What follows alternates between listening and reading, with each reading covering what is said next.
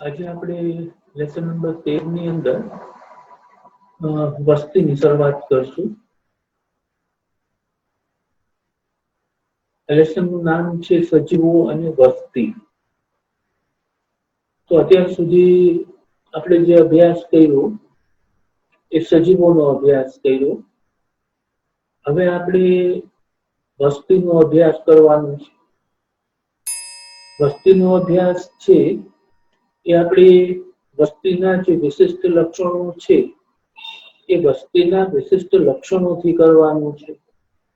એટલે કે વસ્તીના સવિશેષ લક્ષણો છે એ સવિશેષ લક્ષણો આપણે જોવાના છે. સામાન્ય ભાષામાં આપણે એમ કહીએ કે સજીવોનો સમૂહ એટલે વસ્તી. રાજકોટ શહેરની અંદર જેટલા માણસો રહેતા હોય એ બધા જ માણસોનું જે સમૂહ છે, સંખ્યા છે, એને આપણે માનવ વસ્તી તરીકે ઓળખીએ. પણ રાજકોટ શહેરમાં ગાયો પણ જોવા મળે. તો ગાયોની જે કુલ સંખ્યા છે એને ગાયની વસ્તી તરીકે ઓળખવામાં આવે. કૂતરાઓ પણ જોવા મળે. તો કૂતરાઓની જે કુલ સંખ્યા છે એને કૂતરાની વસ્તી તરીકે ઓળખવામાં આવે. વનસ્પતિની વાત કરીએ તો શહેરમાં રહેલા તમામ લીમડાઓ છે એની સંખ્યા આપણે ગણીએ તો એ લીમડાની વસ્તી થઈ. ટૂંકમાં સજીવોનો જે સમૂહ છે કે જે એક જ ભૌગોલિક વિસ્તારની અંદર રહે છે, એને વસ્તી તરીકે ઓળખવામાં આવી. પ્રકૃતિની અંદર આપણે જોઈએ તો કોઈ પણ જાતિનું એક વ્યક્તિગત સજીવ છે એ આપણને ભાગ્યે જ જોવા મળે છે. એક જ જાતિનું એક વ્યક્તિગત સજીવ છે એ આપણને ભાગ્યે જ જોવા મળે. માનો કે ક્યાંક હરણ જોવા મળે તો એવું ન બને કે 10 કિલોમીટર કે 25 કિલોમીટરના એરિયાની અંદર એ એક હરણ એક જ હોય. હા, આપણને એક જોવા મળ્યું પણ બીજા હરણ પણ એ વિસ્તારની અંદર, એ ક્ષેત્રની અંદર રહ્યા હશે. એટલે એક વ્યક્તિગત સજીવના દર્શન છે એ આપણને ભાગ્યે થાય છે. એમાંના મોટા ભાગના છે એ સારી રીતે વિકાસ પામેલ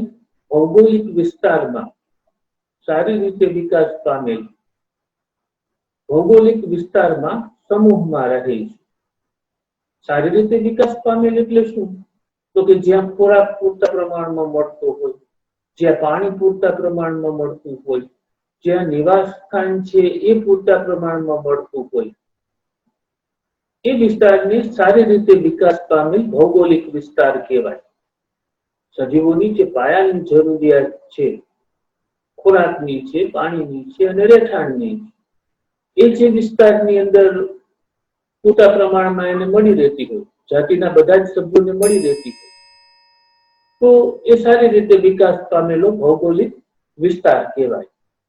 તો મોટાભાગના સારી રીતે વિકાસ પામેલ ભૌગોલિક વિસ્તારમાં સમૂહની અંદર રહે છે અને એ જે સમૂહની અંદર રહે છે એ સમૂહને વસ્તી તરીકે ઓળખવામાં આવે.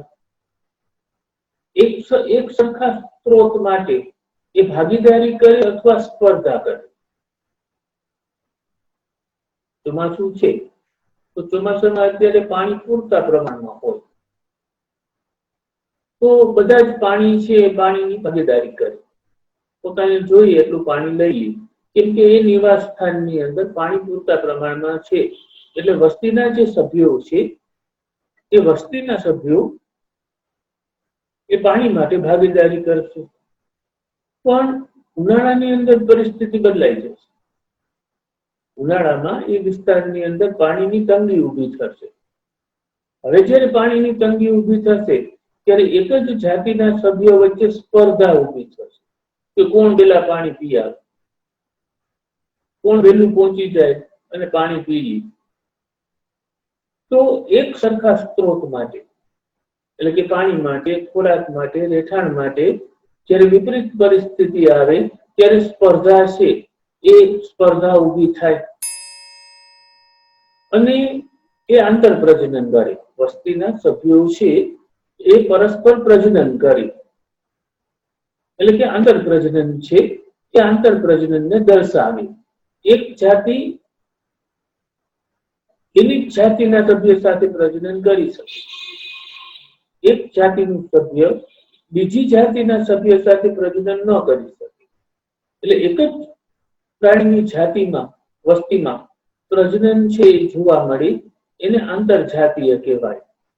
અને એ હંમેશા મિશ્ર જાતીય હોય, અને એ હંમેશા મિશ્ર જાતીય હોય. એટલે એક ભૌગોલિક વિસ્તારની અંદર માત્ર એક જ જાતિ જોવા ન મળે, મિશ્ર જાતિ જોવા મળે. અનેક પ્રકારની જાતિઓ છે જોવા મળે, અનેક પ્રકારની વનસ્પતિઓની જાતિઓ જોવા મળે, અને અનેક પ્રકારની પ્રાણીઓની જાતિઓ છે એ પણ જોવા મળે. ત્યાં કીટકો પણ રહેલા હોય, ત્યાં ગરોળી પણ રહેલી હોય, ત્યાં સાપ પણ રહેલા હોય, ત્યાં વીછી પણ રહેલા હોય, હરણ પણ હોય, સસલા પણ હોય, નીલગાય પણ હોય. તો એ ભૌગોલિક વિસ્તારની અંદર મિશ્ર જાતિ છે એ મિશ્ર જાતિ છે એ રહેલી હોય. અને આ રીતે વસ્તીની રચના થાય. એવું નથી કે માત્ર લિંગી પ્રજનન દર્શાવતા સજીવો સમૂહની અંદર રહે છે અને વસ્તીની રચના કરે છે. અલિંગી પ્રજનન દર્શાવતા સજીવો છે એ પણ સમૂહની અંદર રહે છે અને એ પણ વસ્તી બનાવે છે. અમીબાની વસ્તી હોય, પેરામીશિયમ છે તો પેરામીશિયમની વસ્તી હોય, બેક્ટેરિયા છે તો બેક્ટેરિયાની વસ્તી હોય, યુગ્લિના છે તો યુગ્લિનાની વસ્તી હોય, લીલ છે નોસ્ટોક નામની તો એ નોસ્ટોકની વસ્તી હોય, સ્પાયરોગાયરા નામની લીલ છે. આ બધા અલિંગી પ્રજનન દર્શાવે. તો સ્પાયરોગાયરાની પણ વસ્તી છે એ રહેલી હોય. તો માત્ર લિંગી પ્રજનન નહીં, અલિંગી પ્રજનન છે એ અલિંગી પ્રજનન દર્શાવતા સજીવો પણ વસ્તી છે એ વસ્તીની રચના કરે છે. ભેજયુક્ત જમીનની અંદર બધા દરિયાઈ પક્ષીઓ છે એ ભેગા થાય. એ દરિયા ઉપર ઉડતા હોય અને દરિયામાંથી માછલીઓનો ખોરાક તરીકે ઉપયોગ કરતા હોય. પણ સાંજ પડે એટલે બધા જ પક્ષીઓ છે દરિયાકાંઠે ભેજવાળા વાતાવરણની અંદર ભેગા થાય, એટલે કે એની વસ્તી છે એ ત્યાં જોવા મળી. છોડી દીધેલા જે રહેઠાણો છે, ખંડેર જેવા જે મકાનો છે, ગોડાઉન છે, કારખાનાઓ છે, જેનો વપરાશ માનવ દ્વારા નથી થતો, ત્યાં ઉંદરો મોટા પ્રમાણમાં રહેતા હોય તો એ ઉંદરોની વસ્તી છે. વનની અંદર આપણે જઈએ તો સાગના ઘણા બધા વૃક્ષો આપણને જોવા મળે, તો એ સાગની એક વસ્તી છે. નદીની અંદર તમે જોશો તો જે કમળ છે એ એકનું કમળ નહીં હોય, 8, 10, 12, 15 કમળ છે જુદી જુદી જગ્યાએ હશે. તો એ કમળની વસ્તી છે. લેબોરેટરીની અંદર, પેટ્રી અંદર, સંવર્ધન પાત્રની અંદર આપણે બેક્ટેરિયા છે એ બેક્ટેરિયાનો ઉછેર કરીએ છીએ. તો એ બેક્ટેરિયાની વસ્તી છે. આપણે અગાઉ જોયું કે વ્યક્તિગત સજીવ એ પરિવર્તિત પર્યાવરણનો સામનો કરે છે. સજીવ છે એ વ્યક્તિગત રીતે બદલાયેલું વાતાવરણ કે બદલાયેલી જે પરિસ્થિતિ છે એનો સામનો કરે છે. અને વસ્તીના સ્તરે એ પ્રાકૃતિક પસંદગી દ્વારા ઇચ્છિત લક્ષણોને વિકસિત કરવાનું સંચાલન થાય છે. અહીંયા ડાર્વિનનો સિદ્ધાંત છે એ ફરી પાછું ડાર્વિનનો પ્રાકૃતિક પસંદગીનો સિદ્ધાંત છે એનો ઉલ્લેખ આવે છે કે વાતાવરણ બદલાવું, પરિસ્થિતિ બદલાવી, પ્રતિકૂળ સંજોગો, વિકટ સંજોગો છે એ આવ્યા એટલે આખી વસ્તીમાં પરિવર્તન નહીં આવે, આખી વસ્તી છે અનુકૂલિત નહીં થઈ શકે. આખી વસ્તી પોતાની અંદર શારીરિક ફેરફાર કે દેહધાર્મિક ફેરફાર છે એ નહીં કરે. વ્યક્તિગત સજીવો છે એ વ્યક્તિગત રીતે સજીવો, ભલે એ વસ્તીના સભ્ય છે છતાં વ્યક્તિગત રીતે સજીવો છે એ પોતાની શારીરિક રચનામાં ફેરફાર કરશે અથવા પોતાની અંદર એવા દેહધાર્મિક ફેરફારો કરશે અને એ વિપરીત સંજોગો વિકટ પરિસ્થિતિમાં એ ટકી જશે અને વસ્તીના જે સભ્યો શારીરિક કે દેહધાર્મિક પરિવર્તન નહીં કરી શકે એ મૃત્યુ પામશે. એટલે વસ્તીના સ્તરે પ્રાકૃતિક પસંદગી થાય છે. પ્રકૃતિ એને જીવવા માટે પસંદ કરે છે. એને પ્રાકૃતિક પસંદગી તરીકે ઓળખવામાં આવે. પ્રાકૃતિક પસંદગી કોની થાય? તો કે જેને વ્યક્તિગત ધોરણે પોતાની અંદર પરિવર્તન કર્યું, પોતાની દેહધાર્મિક ક્રિયાઓમાં પરિવર્તન કર્યું અને ટકી ગયા, એને ડાર્વિન એમ કહે છે કે પ્રકૃતિએ એને જીવવા માટે પસંદ કર્યા, એટલે એની નેચરલ સિલેક્શન તરીકે અથવા પ્રાકૃતિક પસંદગી તરીકે ઓળખવામાં આવી. એટલે વ્યક્તિગત સજીવે પરિવર્તિત પર્યાવરણનો સામનો કરે અને વસ્તીના સ્તરે પ્રાકૃતિક પસંદગી દ્વારા ઇચ્છિત લક્ષણો છે એને વિકસિત કરવાનું સંચાલન છે એ થાય છે. આથી વસ્તી છે વસ્તી છે એ પરિસ્થિતિ વિદ્યા અને પરિસ્થિતિ વિદ્યાનું એક મહત્વનું ક્ષેત્ર છે. કે વસ્તી છે એ પરિસ્થિતિ વિદ્યા માટે, ઇકોલોજી માટે એક મહત્વનું ક્ષેત્ર છે. કેમ કે પરિસ્થિતિ વિદ્યાને વસ્તી જનીન વિદ્યા અને ઉદ્વિકાસ સાથે જોડે છે. વસ્તી છે એ પરિસ્થિતિ વિદ્યાને વસ્તી જનીન વિદ્યા, પોપ્યુલેશન જેનેટિક્સ અને ઇવોલ્યુશન છે, ઉદ્વિકાસ છે, એની સાથે જોડે છે. વસ્તીના કેટલાક ચોક્કસ લક્ષણો છે અને વસ્તીના જે કેટલાક ચોક્કસ લક્ષણો છે એ વ્યક્તિગત સજીવની અંદર વ્યક્તિગત સજીવ છે એ વ્યક્તિગત સજીવની અંદર હોતા નથી. વ્યક્તિગત સજીવ છે એનો જન્મ થાય અને એનું મૃત્યુ પણ થાય. એટલે વ્યક્તિગત સજીવની અંદર જન્મ અને મૃત્યુ હોય. વસ્તીની અંદર જન્મ નથી હોતો, મૃત્યુ નથી હોતું, પણ જન્મ દર અને મૃત્યુ દર હોય. કેમ કે વ્યક્તિગત સજીવ પોતે મૃત્યુ પામી એ પહેલા પોતાના જેવા નવા સજીવનું એ સર્જન કરે. એટલે ક્યારેય વસ્તી નાશ નથી પામતી, સજીવ નાશ પામે છે. એટલે વ્યક્તિગત સજીવ જન્મે છે અને વ્યક્તિગત સજીવ મૃત્યુ પામે છે. એટલે કે જન્મ અને મૃત્યુ વ્યક્તિ ધરાવે છે, વસ્તીનો સભ્ય ધરાવે છે, પણ વસ્તી છે એ જન્મ દર અને મૃત્યુ દર ધરાવે. વસ્તીની અંદર આ દર છે ક્રમશઃ પ્રતિ વ્યક્તિ માથાદીઠ પ્રતિ વ્યક્તિ એટલે કે માથાદીઠ પર કેપિટા એ જન્મ દર અને મૃત્યુ દર તરીકેનો ઉલ્લેખ થાય છે અને એથી આ દરને વસ્તીના સભ્યોની સાપેક્ષે સંખ્યામાં થતા વધારા કે ઘટાડા સ્વરૂપે પ્રદર્શિત કરાય છે. જન્મદર અને મૃત્યુ દર છે એ વસ્તીના સભ્યોની સાપેક્ષે સંખ્યામાં થતો ફેરફાર છે. તો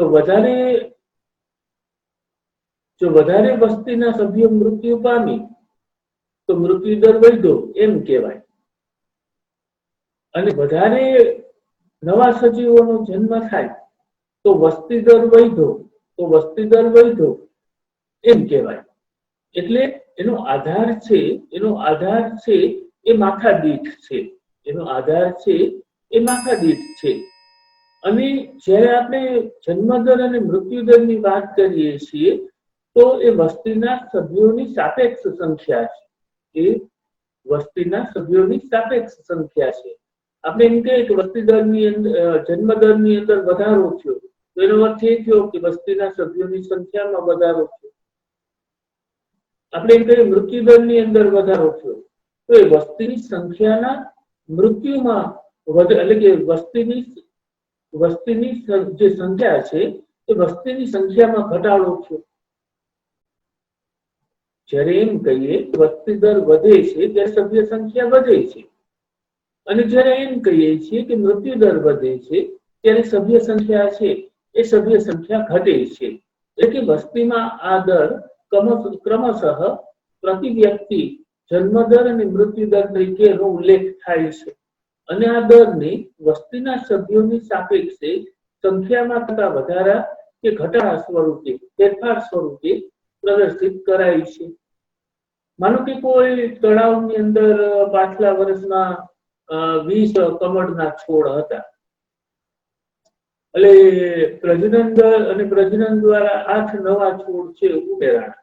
એટલે પાછલા વર્ષની વસ્તી 20ની હતી, અત્યારની આ વર્ષે અત્યારની વર્તમાન વસ્તી છે એની 28 થઈ. તો આપણે જન્મદરને છે 8/20 કરીએ તો 0.4% સંતતિ પ્રતિ કમળ પ્રતિ વર્ષ હિસાબથી આપણે ગણતરી કરી, એટલે કે 0.4 વસ્તી દરનો વધારો થયો.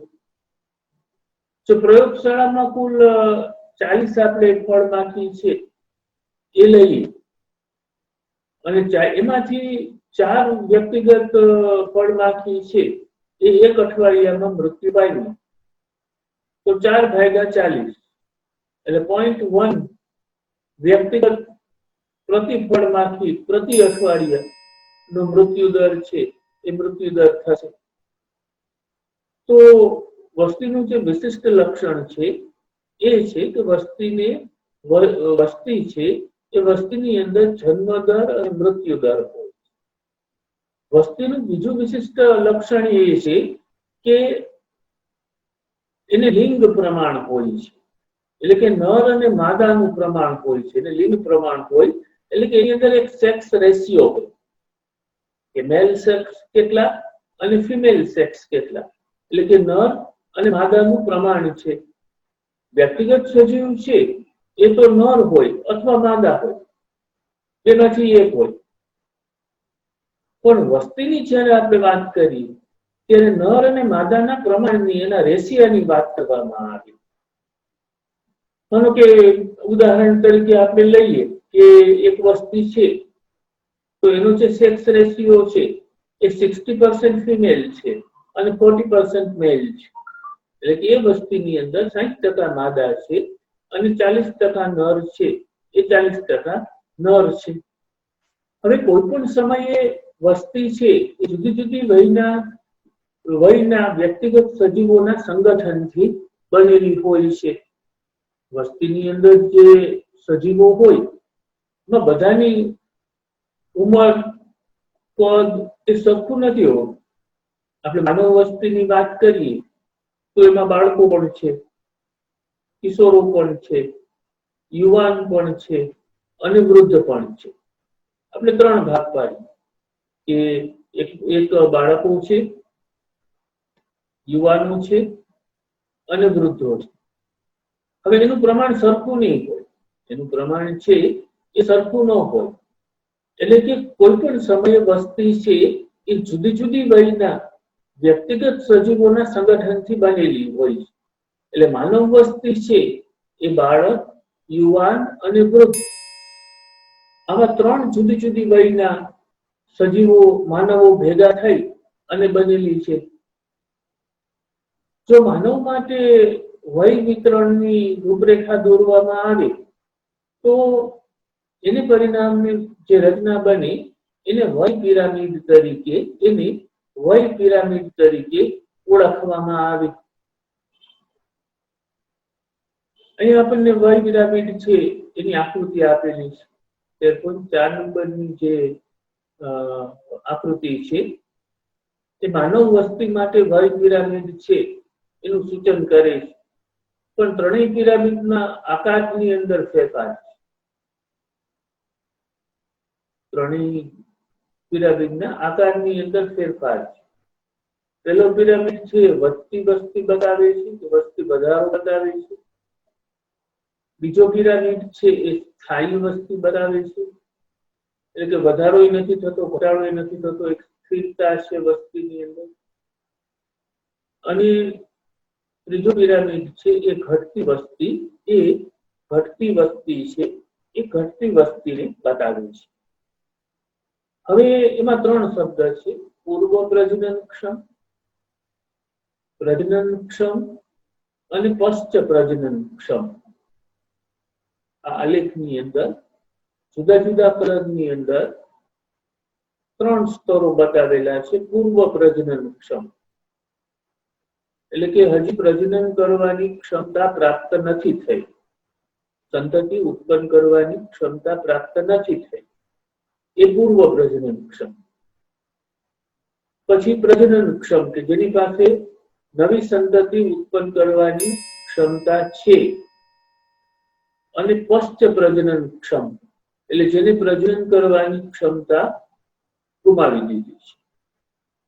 આપણે માનવ સમાજની અંદર 3ની વાત કરી કે એક બાળક છે, એક યુવાન છે અને વૃદ્ધ છે.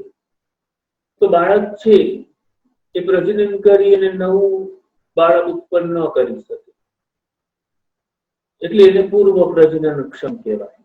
બાળક છે એ નવા બાળકને ઉત્પન્ન ન કરી શકે, હજી પ્રજનન કરવાની ક્ષમતા બાળકમાં આવી નથી, હજી એ અંગોનો એની અંદર વિકાસ થયેલો નથી, એટલે એને પૂર્વ પ્રજનનક્ષમમાં મૂકવામાં આવે બાળકને.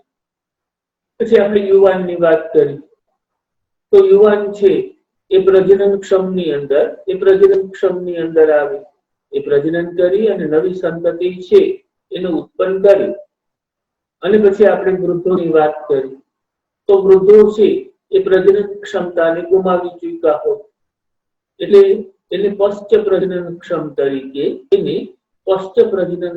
તરીકે ઓળખવામાં આવે. હવે તમે જુઓ, પૂર્વ પ્રજનનક્ષમ છે એની સંખ્યા ઓછી છે, એની સંખ્યા પ્રમાણમાં વધારે છે, પણ એની સંખ્યાની કોઈ વસ્તીની વૃદ્ધિ ઉપર અસર નહીં થાય, કેમ કે નવી સંતતિ ઉત્પન્ન નથી કરી શકવા. જે યુવાન છે, જે પ્રજનનક્ષમ છે, એની સંખ્યા વધારે છે, એટલે એની વસ્તીની વૃદ્ધિ ઉપર અસર થશે, એ વસ્તીમાં વધારો કરી શકશે. અને પશ્ચ પ્રજનનક્ષમની જે સંખ્યા છે એ પણ વધારે છે, પણ એનો કોઈ મતલબ નથી, કેમ કે એ વસ્તીની અંદર વધારો નહીં કરી શકે, એને પોતાની પ્રજનન ક્ષમતા છે એ પ્રજનન ક્ષમતા ગુમાવી દીધી છે. તો જ્યાં પ્રજનનક્ષમ યુવાનોની સંખ્યા વધારે હોય ત્યાં હંમેશા વસ્તી છે એનો વધારો થાય. પણ પૂર્વ પ્રજનનક્ષમ અને પશ્ચિમ પ્રજનનક્ષમ છે, પૂર્વ પ્રજનનક્ષમ અને પશ્ચિમ પ્રજનનક્ષમ છે એની સંખ્યા જ્યાં વધારે હશે ત્યાં વસ્તીમાં વધારો નહીં થાય. વચ્ચે જુઓ તમે વસ્તી સ્થાયી થઈ ગઈ છે, તો કે પૂર્વ પ્રજનનક્ષમની સંખ્યા છે એ ઓછી છે અને પ્રજનનક્ષમની સંખ્યા છે એ મધ્યમ છે, પ્રજનનક્ષમની સંખ્યા છે એ મધ્યમ છે, એટલે વસ્તી છે એ સ્થિર થઈ ગઈ. હવે છેલ્લો આપણે ઘટતી વસ્તી છે એ ઘટતી વસ્તીની આપણે વાત કરીએ કે ત્યાં પૂર્વ પ્રજનનક્ષમ ઓછા છે, પ્રજનનક્ષમ છે અને પશ્ચ પ્રજનનક્ષમ છે એ વધારે છે. જો પેલા જન્મ થશે ત્યારે પૂર્વ પ્રજનનક્ષમ હશે, હવે એની ઉંમર વધશે એટલે પૂર્વ પ્રજનનક્ષમ છે એ જ આગળ જતા શું થવાના છે, પ્રજનનક્ષમ થવાના છે. અને જે આજે પ્રજનનક્ષમ છે એ ભવિષ્યમાં આગળ પશ્ચ પ્રજનનક્ષમ છે એ થવાના છે. તો પૂર્વ પ્રજનનક્ષમની સંખ્યા જ ઓછી છે, પૂર્વ પ્રજનનક્ષમની સંખ્યા, બાળકોની સંખ્યા જ ઓછી છે, એટલે ભવિષ્યમાં જે યુવાન થશે એ યુવાનની સંખ્યા પણ કેવી રહેશે, ઓછી રહેશે. એટલે કે પ્રજનનક્ષમની જે સંખ્યા છે એ પ્રજનનક્ષમની સંખ્યા પણ ઓછી રહેશે, અને પ્રજનનક્ષમની સંખ્યા ઓછી રહેશે એટલે વસ્તીની અંદર શું થશે, વધારો નહીં થાય, વસ્તીના સભ્યોની સંખ્યાની અંદર વધારો છે એ વધારો નહીં થાય. તો આવી રીતે આ જે 3 પિરામિડ છે જેને વય પિરામિડ તરીકે ઓળખવામાં આવી, એ વય પિરામિડ આપણે જ્યારે આવો પિરામિડ બનાવીએ ત્યારે આપણને ખ્યાલ આવે કે વસ્તી વધે છે, વસ્તી સ્થાયી છે, કે વસ્તી છે એ ઘટાડા તરફ, કે વસ્તી છે એ વસ્તી છે એ ઘટાડા તરફ જઈ રહી છે. વસ્તીનું કદ છે એ નિવાસ સ્થાનમાં એની સ્થિતિ વિશે આપણને ઘણું બધું કહી જાય છે. વસ્તીમાં આપણી ઈચ્છા મુજબ ગમે તે પરિસ્થિતિકીય પ્રક્રિયાઓની શોધખોળ કે તપાસ કરી, પછી ભલે એ બીજી જાતિઓ સાથેની સ્પર્ધાનું પરિણામ હોય, પરભક્ષીનો પ્રભાવ હોય, કે જંતુનાશક દવાના વપરાશની અસર હોય, પણ વસ્તીનું મૂલ્યાંકન છે એ હંમેશા વસ્તીના કદમાં થતા પરિવર્તનના સંદર્ભમાં જ થાય. વસ્તીનું જે કદ છે એ વસ્તીના કદને અનુલક્ષીને જ વસ્તીનું મૂલ્યાંકન છે એ થાય. જો વસ્તીનું કદ ઘટે તો એ વસ્તી ખતરામાં છે, અને વસ્તીનું કદ વધતું હોય તો એ વસ્તી માટે સારું લક્ષણ છે.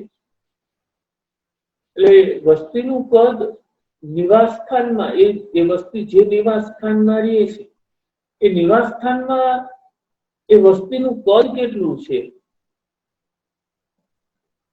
એ પરિસ્થિતિ આપણને ઘણું બધું કહી જાય છે.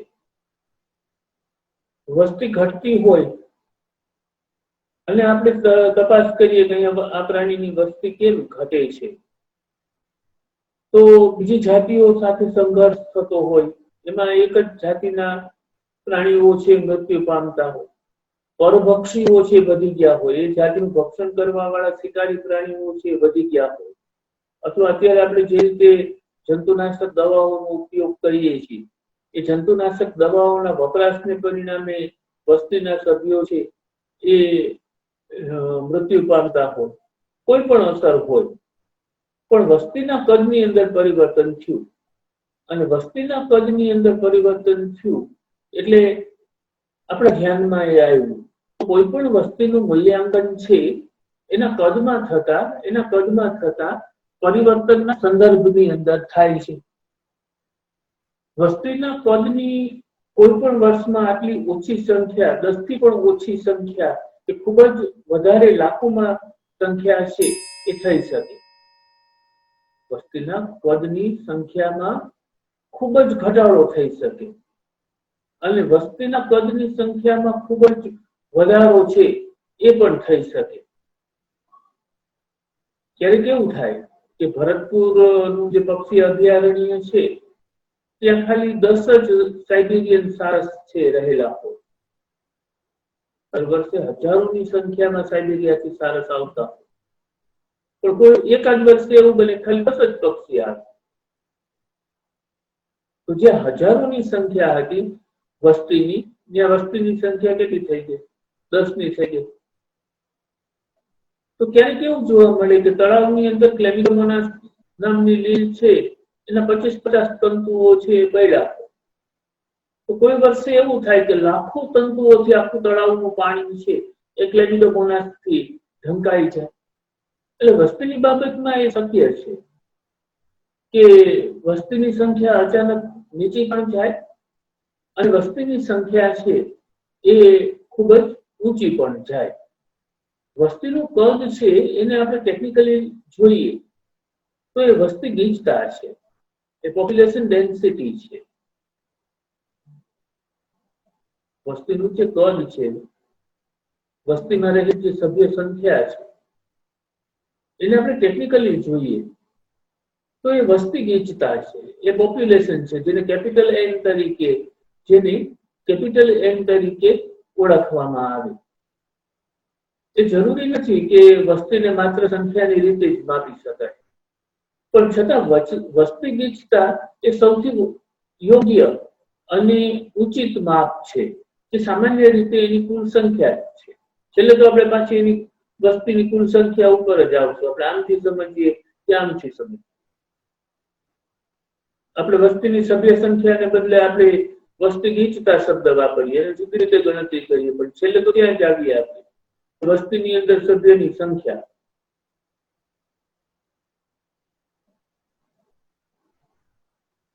સામાન્ય રીતે કેટલાક કિસ્સાઓમાં આ વસ્તી ગીચતા છે એ અસીમ હોય છે અથવા એને નક્કી કરવું મુશ્કેલ હોય છે. કેટલાક વિસ્તારમાં માનો કે એક પ્રકારનું ઘાસ છે જેને કોંગ્રેસ ઘાસ તરીકે કે ગાજર ઘાસ તરીકે ઓળખવામાં આવે. તો ગાજર ઘાસનો કે કોંગ્રેસ ઘાસનો એક વિશાળ મેદાન છે અને વિશાળ મેદાનની વચ્ચે એક મોટું વૃક્ષ છે એ ઊભું છે. તો ગાજર ઘાસના પ્રમાણની અંદર વટવૃક્ષ છે, મોટું વૃક્ષ છે, એની વસ્તી ગીચતા ખૂબ ઓછી છે. કે ઘાસના મેદાનમાં લાખોની સંખ્યામાં ઘાસ રહેલું છે, ઘાસના છોડ રહેલા છે અને એક જ મોટું વૃક્ષ છે એ રહેલું છે. તો એની વસ્તી ગીચતા એક વૃક્ષની શું થાય? કઈ નથી. એટલે ગાજર વૃક્ષ ગાજર ગ્રાસના પ્રમાણમાં મોટું વૃક્ષ છે એની એની વસ્તી ગીચતા છે ખૂબ જ ઓછી થાય.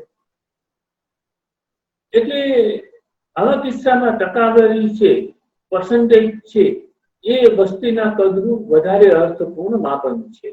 આપણે ટકાવારીની અંદરમાં કે કેટલા ટકા આ છે છોડ છે, કેટલા ટકા આ છોડ છે, કેટલા ટકા આ છોડ છે, કેટલા ટકા આ વનસ્પતિ, એમ પર્સન્ટેજની દ્રષ્ટિએ આપણે જોઈએ તો એ આપણને વધારે અર્થપૂર્ણ છે, એ અર્થપૂર્ણ લાગે છે. ક્યારેક ચોક્કસ પરિસ્થિતિકીય સંશોધનો છે, ઇન્વેસ્ટિગેશન છે, એ કરવા માટે થાય અને નિરપેક્ષ વસ્તી ગીચતા જાણવાની આવશ્યકતા હોતી નથી. સાપેક્ષ ગીચતાથી પણ આપણે આપણા હેતુની પૂર્તિ છે એ કરી શકીએ છીએ. એક એબ્સોલ્યુટ એટલે કે એબ્સોલ્યુટ પોપ્યુલેશન ડેન્સિટી છે અને બીજી જે છે એ રિલેટિવ પોપ્યુલેશન ડેન્સિટી છે. તો આપણે જ્યારે કેટલાક પ્રયોગો કરતા હોય, આપણે જ્યારે કેટલાક સંશોધનો છે એ સંશોધનો કરતા હોય ત્યારે આપણને એબ્સોલ્યુટ પોલ્યુશન ડેન્સિટીની જરૂર નથી હોતી. ખાલી જે રિલેટિવ એટલે કે અત્યારની જે વસ્તી ગીચતા છે, સાપેક્ષ વસ્તી ગીચતા છે, રિલેટિવ પોપ્યુલેશન ડેન્સિટી છે, એનાથી પણ આપણે કામ ચલાવી શકીએ. તમને ખ્યાલ હશે કે ગલ નાખી અને ઘણા લોકો માછલી પકડતા હોય. તો કેટલાક તળાવ એમાં હોય કે ગલ નાખીને અડધી કલાક, પોણી કલાક સુધી માણસ બેઠો રહીએ ત્યારે એકાદી માછલી છે હાથમાં આવતી હોય તો આવે. અને ક્યારેક એવું થાય કે ગલ નાખે બીજી ત્રીજી મિનિટે તો માછલી છે એની અંદર આવી જાય. એના ઉપરથી આપણને પોપ્યુલેશન ડેન્સિટીનો ખ્યાલ આવે કે તળાવની અંદર જો માછલીઓની સંખ્યા વધારે હોય, માછલીઓનો જથ્થો વધારે હોય તો જેવી ગલ નાખી એટલે એક બે માછલી છે એ દોડીને એમાં ભરાવેલો ખોરાક ખાવા માટે 2 મિનિટમાં આવી જાય અને એ ઝડપાઈ જાય. પણ હવે આખા તળાવની અંદર 150 માછલી હોય તો અડધી પોણી કલાક સુધી તમારે રાહ જોવી પડે. એકાદી માછલી કાંઠે આવે ને ખોરાકને જોવે ને ખોરાક ખાવા જાય ને ઝડપાય ને તમે એને કાઢી લ્યો. તો વસ્તીના કદનો તો માછલીઓની સંખ્યા છે એ તળાવમાં એ કુલ વસ્તી ગીચતાનું માપન છે. વાસ્તવિક રીતે ગણતરી કર્યા વગર કે જોયા વગર ઇનડાયરેક્ટલી આપણે વસ્તીના કદનો અંદાજ લગાવવાની મોટા ભાગે ઉપકૃતતા કરતા હોય છે. એક સામાન્ય નજર ફેરવી અને આપણે બહુ ટેકનિકલ પેલામાં નથી પડતા. સંખ્યા ગણો, નામ કરો, તેમ કરો, પણ આપણે સામાન્ય રીતે એક ચક્કર મારીએ એ વિસ્તારની અંદર તો આપણને ખ્યાલ આવી જાય કે ભાઈ હરણની સંખ્યા છે, હરણની વસ્તી ગીચતા છે વધારે છે, કેમ કે આપણને હરણ સૌથી વધારે જોવા મળ્યા. એ પછી આપણને સસલા જોવા મળ્યા. તો કે પેલા નંબર ઉપર વસ્તી ગીચતામાં હરણ આવે છે અને બીજા નંબર ઉપર વસ્તી ગીચતાની અંદર સસલું છે એ સસલું આવે છે.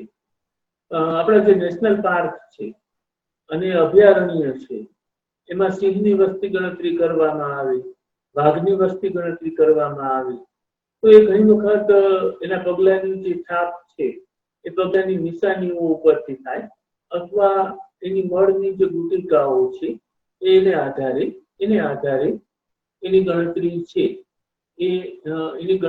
છે એ કરવામાં